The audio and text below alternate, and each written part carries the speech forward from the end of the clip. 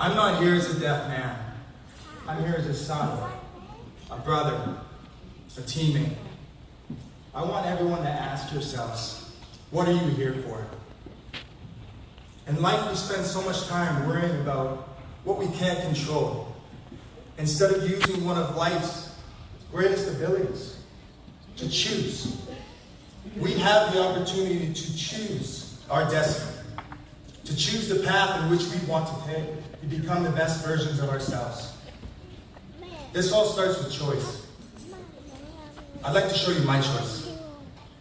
A remarkable story with him. He was born legally deaf, has 30% hearing in one ear, 60% in the other, and told a story when he was younger. He was so embarrassed of his hearing aids because other kids used to tease him. He used to actually try to flush them down the toilet, if you can believe that. But who's laughing now? I mean, obviously he's with the Mariners organization, and it's something he said that he's actually proud of. He uses other senses, Gary, on and off the field to help him with his everyday life and with baseball as well. Great story. Great story. About Tyson Gillies and the fantastic story. We spoke about you throwing the hearing aids in the toilet because kids were rude, mean to you. How did you overcome it and get where you are now? Against the World team, World has the 2-0 lead. Mattis's delivery, bunted, beautiful drag bunt, and he's on. Wow. Saw Tillman struggle with the walk.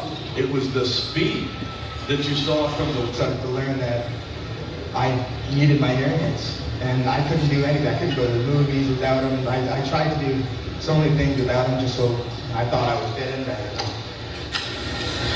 That one down the line in right field. That's going to stay up in the air. No, foul ball. Look out. First base umpire field is where he was. He comes right into the stands. How about that effort? Take a look at him doing the face plant out of Derek Jeter at Yankee Stadium, but he jumps right back up. And one strike. My hearing deficit was it was just I took it as a positive thing. He could get it to first, and he could get it to second base. He did not care. He knew the catcher couldn't throw him out. The kids started asking questions, and they learned new things, and I went along with it. So everybody I know thinks it's really interesting, and people have a fun time with me. It's AAA. Runners go to third. A steal. No chance. No chance. Those two stolen bases for Gillies. You took your disability. You didn't let it drag you down. You just you ran with it, and it's good to see that somebody doesn't let anything affect the way you live your everyday life. Well, this year. In the air to center, back, and that's the ball game. Gillies is there.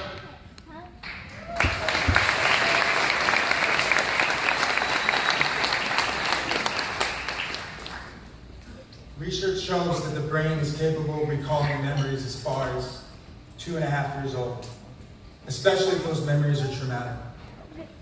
It's hard to imagine such a young child feeling the stresses of life's fight and flight response, where the heart rate grows, pain perception drops, and hearing sharpens. Although not all traits in life belong to us all. I remember growing up in my parents' arms and vaguely remember when our faces unaligned. A certain panic would come over me. I would always grab their faces and bring them towards me. No idea why at the time, as that silent world was the only one I knew. Obviously, my survival instinct started to kick in and manifest and give me a glimpse into a world I wasn't ready for. As I grew, so did my energy, my curiosity. I was like this meerkat in the wild, always using my vision to hear what was going on around me. 4 years old and ready for preschool, struggling to hear the PA system above as my classmates would form different lines outside of the hall, outside and towards the hallway. Never really knowing which direction to take. I always found myself following into the First Nations band room. I think I found some sort of comfort from the beat and vibration of the drums, an action I would soon be punished for. It took some time, but I started to memorize, the order of activities throughout a given day. And I started to recognize patterns to help me survive day to day in life.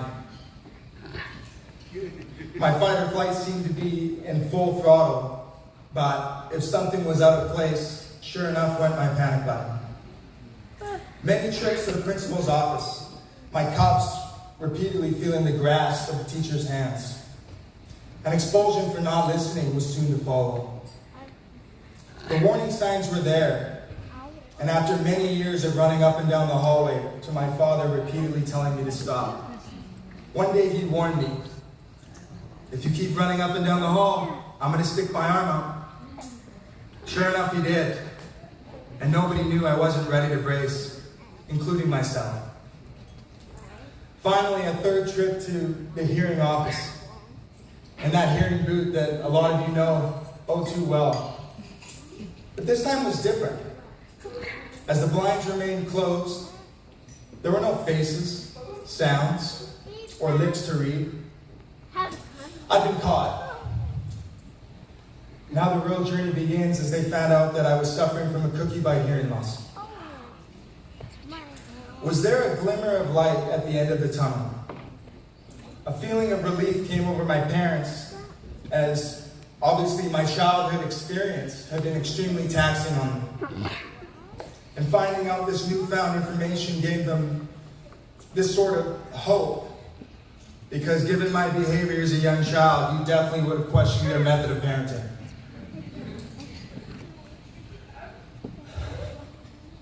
My mom's not gonna like that one. Shoes tied, hearing aids fitted. It's time to go back to school.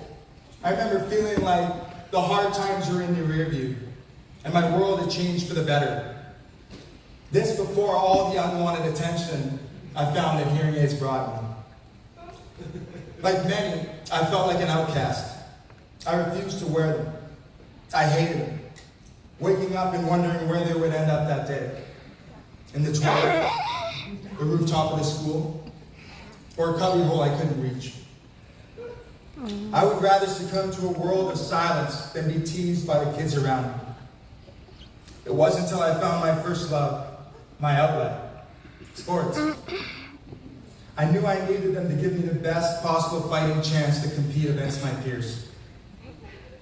As the days, weeks, months, and years grew harder, so did I. And the names, the pranks, and anything else kids could come up with to get a rise out of me forced this chip on my shoulder. I created this complex built around emotion and frustration. A guard up I couldn't shake. That bottled energy, it needed to be channeled somewhere. The love of the game was my escape. My opportunity to connect and practice self-compassion. Something I feel we all forget to leave room for. Life was working. I was finding happiness in a pair of skates, a glove, or any helmet I could get my hands on. I was stress-free until high school, where I learned the true meaning of adversity. It was spring of the 7th grade, and I was training to be quarterback for my local high school. It was dryland training, so there were no jerseys, no helmets, just the coaches and a bunch of players on the gridiron. By then, I'd already been coming off a successful baseball background with a seasoned arm and athletic ability complemented by hockey. Many completions, smiles, and laughs. Nothing but confidence for a fall season ahead. As it was time to lace up the pads, tie up the cleats, and strap on a helmet, I realized that my hearing aids wouldn't fit. I remember walking down to the coach's locker room in his office. And this was probably the first time I ever brought up my hearing loss. He said, "How?" I was like, "How what? How do you expect to be quarterback? You can't hear out there." Oh, can't. A word that surrounded me. Also one that made my stomach churn. I could already tell the decision had been made. I stood there speechless, with no changes to the helmet or no real explanations. I lined up for my new role as field goal kicker. I guess it was the safest place for me. I didn't understand. I was confused. I thought rewards were earned from ability. This scarred me. It really broke something. It was a vulnerable moment in my life in which I would have been better off to say nothing at all. I've held on to that entire feeling my whole life. I look around and I'm happy to see how times are changing. We now live in a growing and diverse world of innovation, where adversity is celebrated and technology is much further along than it once was. As we continue to spread awareness, we will strive towards ending those limitations. I have learned, though, and unfortunately, there will always be people out there who will not wish for you to succeed. It won't be easy, but we need to learn to embrace the bullies. This world will forever test the thresholds of our comfort zone. But I do guarantee you that your work as a human being will be measured by the negative impacts you can withstand. So where did I fit in? Baseball. Baseball was giving me an opportunity to feel like an equal. The drowned out sound of the fans was all I needed to feel whole in a prejudiced world. As cliche as it may sound, that Letterman jacket was starting to facilitate a new grown social status, something I wasn't used to. That confidence I attained allowed me to put myself out there. Instead of feeling down about my hearing, I started to display humor in my loss, to engage in conversations and sit like an outsider. Kids started to ask questions rather than poke fun. The days I dreaded, waking up for school, were starting to become less and less frequent. It became a safer place. I have found my passion and space outside of my hearing loss. And in 2007, that Letterman jacket turned into a Seattle Mariners jersey.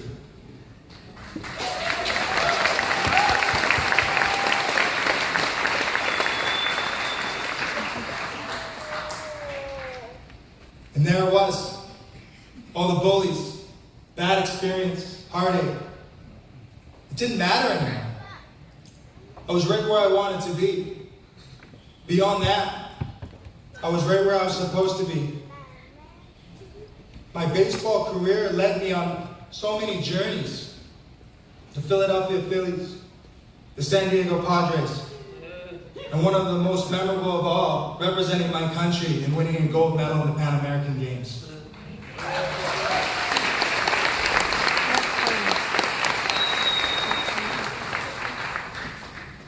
But none of this would have been possible without a father who taught me the value of hard work, a mother to love openly, and a sister to chase my dreams, to make noise in my quiet world. Though like many, my family faced hardships of their own. In a small town of Chase, British Columbia, where we owned our own old historic hotel, and help was hard to find. I watched my dad be everything from the repairman to the receptionist, and my mother, the bartender to the housekeeper. All while giving my sister and I a better life. But they would never show their spirit break, no matter how tough times were. That was the type of love that I saw every day. And the type of love and work that fueled my passion. We need to find people in our lives that we can lean on. I'm not speaking about being bonded by blood, history, or family trees. I'm speaking about a friend, a colleague, a teammate. Someone who lifts you up when times are tough and you're feeling down. Who won't let your insecurities make you feel short. There will be times that you will feel incapable of putting yourself out there. There will be times where you will sit and feel sorry for yourself. Please be surrounded by the ones who won't allow you to feel like you are at a disadvantage, who won't let you choose complacency as an acceptable feat. I would like to read a poem that I wrote as I was watching my career kind of spiral from injuries. On the bus back with my team to our home city. It's called Hanging Laces. Concrete steps, no shortage of road ahead. Too many forks without a fairy tale finish. Where to now? The unbearable distance. No lights on to guide me. The questions of uncertainty burrow their way. To my soul they go. How did I get here? Would I be okay? The exhaustion seeps deeper into the abyss as I sit in despair. Little did I know, it was only the beginning. Now I won't stand here and lie to you. The feelings, the emotions about a life, a career, I always assumed would be there, instead vanished right before my eyes. For a little while, it brought me back to a dark place, one which I knew too well. I too sat and I sulked. But then one day, somebody asked me, do you have any regrets? I remember looking at them. I said, what do you mean? Do you have any regrets? I thought to myself, all the things the game had taught me. Sacrifice, discipline, respect. The foundations of becoming a successful person. I didn't have to leave the game. Life was shaping me for something else. To build the self-esteem of young athletes. But most importantly, to teach them to build character. Life can be hard. It really can give you unbearable experiences. But we must save great sorrow and travail. And that's what I decided to do. I started my company, Travail Development, in 2019 to mentor young baseball players. Show them what it means to work, sacrifice, and help them see their value, most importantly. I've been giving back to the game that has given me so much, with hopes of seeing our youth experience as many adventures as I have. Bases loaded, nobody out, but Tyson Gillies ranging towards right center field makes a terrific diving catch to limit Mario Chiarini, who was in the fourth inning. Now it's 4-1 Canada, 2 off for Sebastian Valle, held up a single in center field. Green Garcia is coming home. The throw from Tyson Gillies in center field is in time as the aforementioned Robinson goes top of the ball in front of the plate. Big collision there, inside again. They stare at the mound. Umpire Brian Corbin warns all benches. Get hit. That must be nice. That was like an 80-mile-per-hour pass. Third pitch off the bat. Benches clear. Some pushing, some shoving. Tyson Gillies gonna take down Alfredo Aceves, who gets right up and chases Gillies. Wow, that takedown.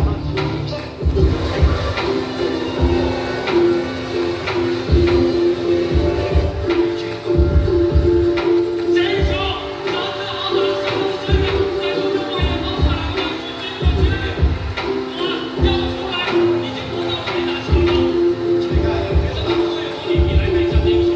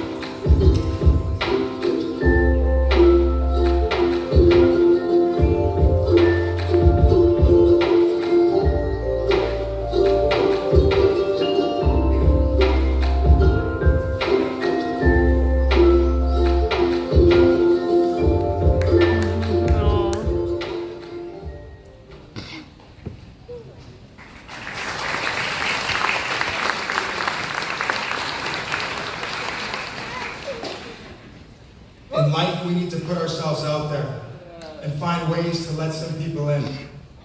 I have found that some kids had a deeper fear of fitting in than I did. It taught me that it was okay to be vulnerable, to open up, share your feelings and praise your flaws. Everyone is fighting an inner battle, and every inner battle can be different. So find your why, your passion, to make the world feel a little better every day. I'm not saying things won't ever get tough, but if you have that loving support group to lean on, they can help guide you to a better place. But please, never forget to persist against the odds. Remind yourself that boundaries are not set in stone. Stories can be rewritten, and limitations are an abstract of our minds. Remember that one of life's greatest abilities is to choose. Choose gratitude. Let the things you are grateful for replace negativity. I've had so many opportunities. I spent years playing a game with my best friends. I traveled the world. I'm right here, right now, speaking in front of everyone in this room. It's never too late to find your passion, and it's okay to be on a continued pursuit. I'm not here as a deaf man. I'm here as a son, a brother, a teammate.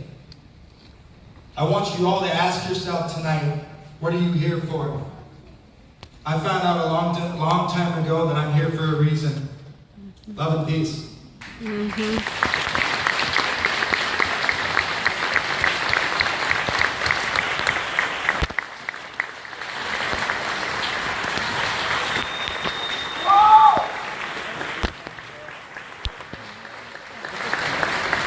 Thank you so much, everybody.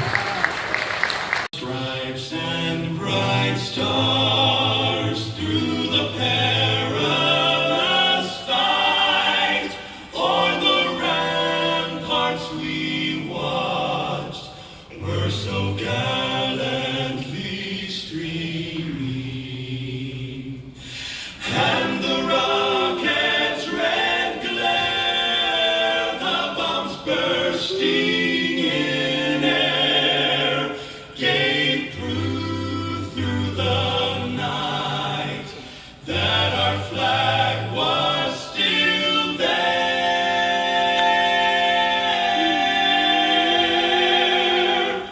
Oh, say does that star-spangled banner yet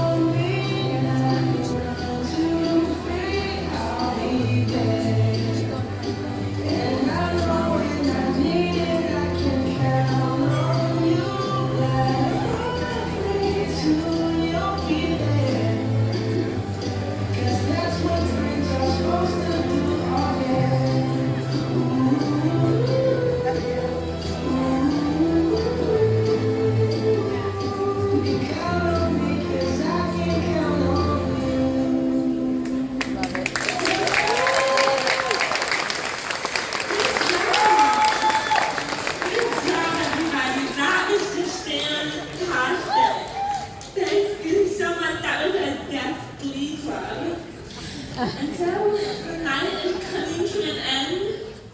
You guys made a lot of blow tonight, but then